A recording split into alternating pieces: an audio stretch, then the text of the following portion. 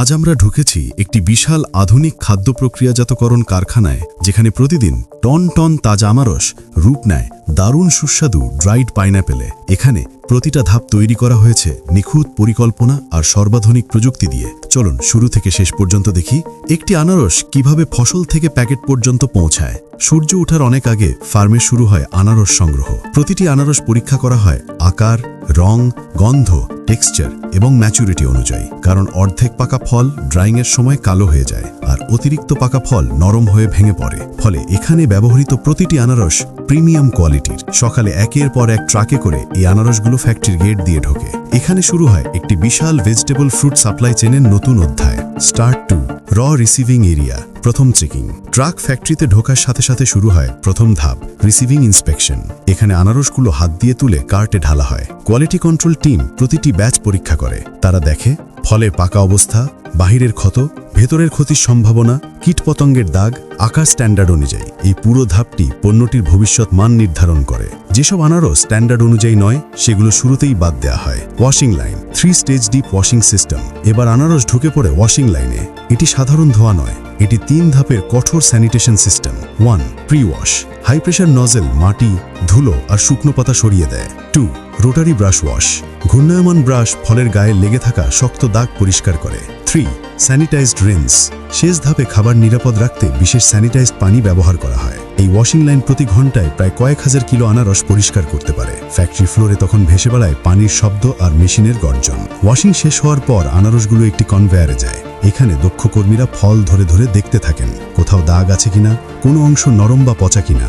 এবার আনারস ঢুকে পড়ে বিশাল অটোমেটিক পিলিং মেশিনে।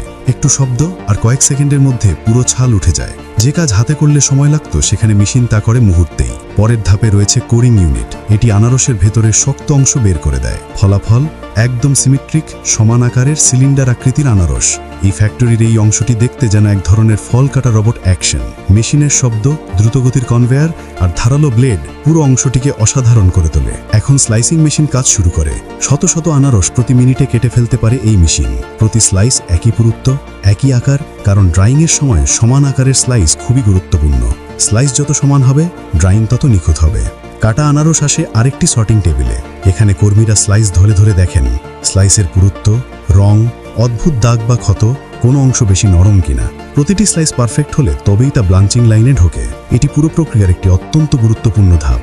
আনারস স্লাইস আসে গরম পানির ব্লাঞ্চিং ট্যাঙ্কে।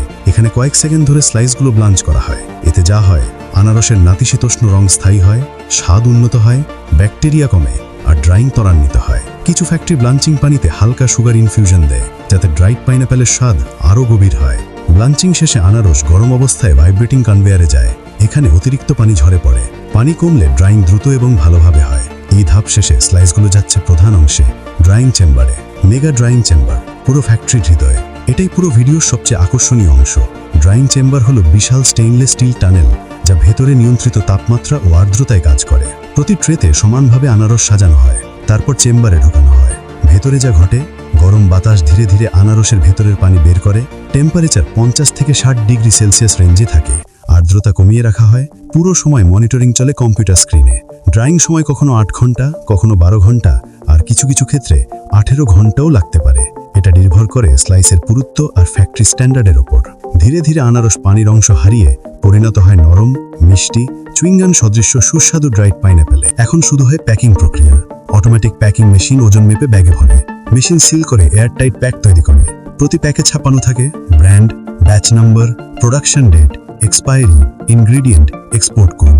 কার্টনে ভরে প্যাকেজগুলো আন্তর্জাতিক বাজারে পাঠানোর জন্য প্রস্তুত হয়। প্যাকেজিং শেষ হলে পণ্য যায় এক্সপোর্ট গুদামে। সেখানে স্টক করা হয় বিভিন্ন দেশের অর্ডার অনুযায়ী।